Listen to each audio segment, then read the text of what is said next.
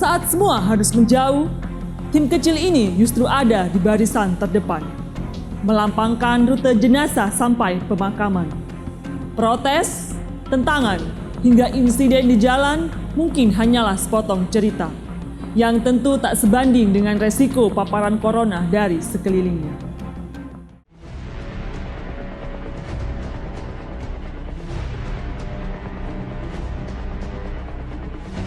Dari unit reaksi cepat ini kami ditugaskan untuk membackup daripada rumah sakit dan kewilayahan khususnya polsek-polsek yang mempunyai rumah sakit maupun yang kedapatan adanya korban COVID yang diperlakukan dengan menggunakan protokol kesehatan. Kami mempunyai tugas dan tanggung jawab dalam hal pengamanan dan pengawalan jenazah, mulai dari pengawalan dari rumah sakit sampai dengan di tempat pemakaman sampai jenazah dimakamkan dengan sempurna. Untuk personil yang kami libatkan ada 12 personil. Di sini menjadi 3 regu yang kami siapkan dengan kendaraan lengkap disertai dengan APD, kemudian body protector dan senjata. Ini bermaksud apa? Untuk mengamankan dan memberikan pelayanan kepada masyarakat serta memberikan perlindungan kepada masyarakat pada saat pandemi COVID-19 ini.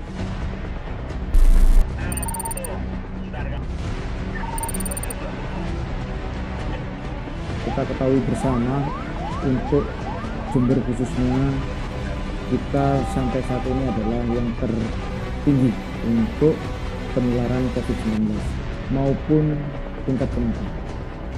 Untuk itu dalam 12 personil ini kami bagi 3 shift, 3 shift dengan 4 personil untuk membackup.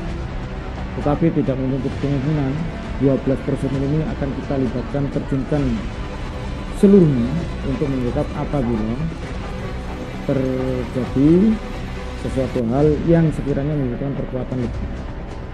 Dan tidak menutup juga kita akan libatkan Dalmas yang standby untuk membantu daripada prosesi pengawalan dan pemakaman. Untuk tim Gamuja ini kita mendapatkan berita atau taruna dari 30, ada kematian dari rumah sakit tertentu. Kemudian yang dilaksanakan adalah protokol kesehatan karena mereka terkonfirmasi COVID-19 atau positif. Kita laksanakan pengamanan di sana. Kemudian apabila ada keluarga yang kurang berkenan dan sebagainya, kita beri sosialisasi, kita beri pengertian, ya, dengan melibatkan siapa di sana adalah dinas kesehatan pastinya untuk menjelaskan daripada riwayat medik yang ada. Kami hanya mengamankan supaya tidak ada kejadian-kejadian yang tidak diinginkan, seperti contohnya adalah perebutan jenazah, paksa pulang, ya, atau adanya ketidakpuasan warga kemudian membawa massa ke rumah sakit, ataupun nanti pada saat di pemakaman jenazah bisa dilaksanakan pemakaman dengan baik sampai selesai tanpa ada rasa tertularnya ataupun kekhawatiran warga untuk tertular daripada COVID-19.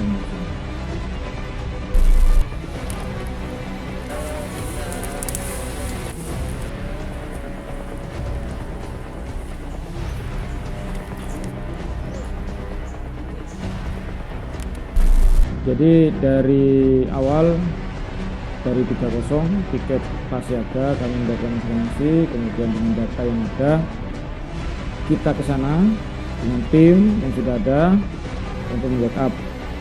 Kemudian ini termasuk warga mana kita akan koordinasi dengan polsek setempat. Nanti polsek setempat akan bekerja sama dengan 3 pilar muspika, kemudian ditambah dengan pihak kesehatan puskesmas, ya, untuk meyakinkan warga, untuk memberikan ketenangan kepada warga agar bisa menerima daripada protokol kesehatan. Apabila sudah disetujui oleh warga maupun keluarga, baru dimulailah pemulasaran dan dimulailah dengan penggalian di tempat pemakaman yang sudah disepakati oleh keluarga, dibantu oleh tim BPBD untuk pemakaman. Jadi kami tim alap-alap dan 4P ini dari Fungsi Sabara ini mengawal dari awal dari rumah sakit sampai ke tempat pemakaman, kemudian sampai dengan pemakaman selesai baru kita kembali.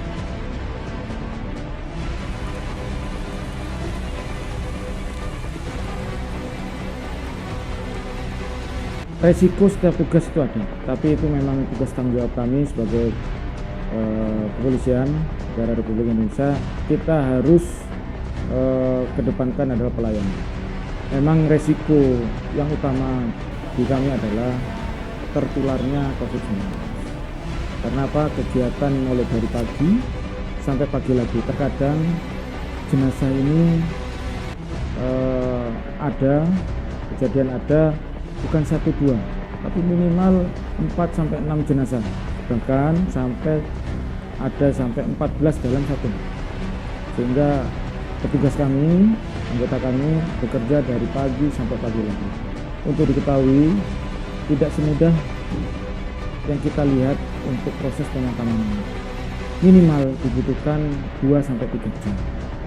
Mulai dari koordinasi, meyakinkan keluarga, sampai dengan pemulasaran, sampai dengan menunggu daripada penggalian selesai, baru kita berangkatkan, baru selesai. Kendala-kendalanya suka duka kita di lapangan, yang namanya juga dengan keluarga yang sedang berduka. Setiap hari kita ketemu orang yang berduka, banyak makian-makian yang dimana orang yang belum menyadari tentang protokol kesehatan COVID ini, yang belum mengerti dan tahu, pastinya akan memberikan statement-statement yang kurang baik kepada kami pada saat di pemakaman maupun pada saat di rumah sakit, terutama dari pihak warga maupun keluarga.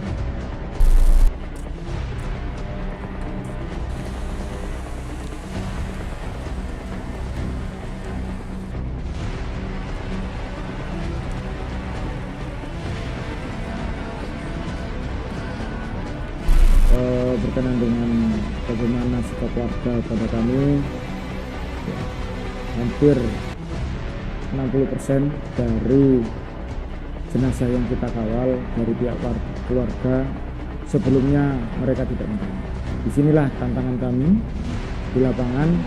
Kami memberikan pengertian-pengertian, jelasnya pastinya melalui gugus yang sudah dibentuk, gugus COVID oleh pemerintah, kemudian dari Dinas Kesehatan sebagai upaya untuk memberikan penjelasan kenapa kok COVID, kenapa diberlakukan protokol kesehatan. Dari rekam medik yang ada, pastinya mereka yang berhak untuk memberikan penjelasan. Kami hanya untuk memberikan solusi-solusi pengawalan dan penanganan.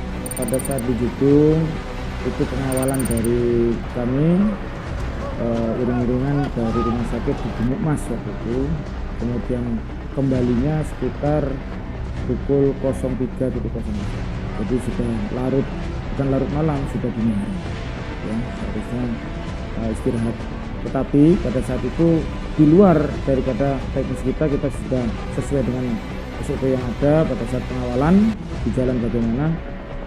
Ini ada warga yang belum sadar, mabuk, kemudian mengendarai kendaraan dengan kecepatan tinggi, tidak terkontrol, akhirnya menabrak iringan-iringan yang kita, baik iringan pengawalan maupun iringan daripada mobil. Ini akibatnya ada beberapa anggota kami yang cedera sampai dibawa ke UGD waktu itu, tapi alhamdulillah tidak terjadi suatu hal yang fatal. Anggota kami sudah bisa bekerja kembali.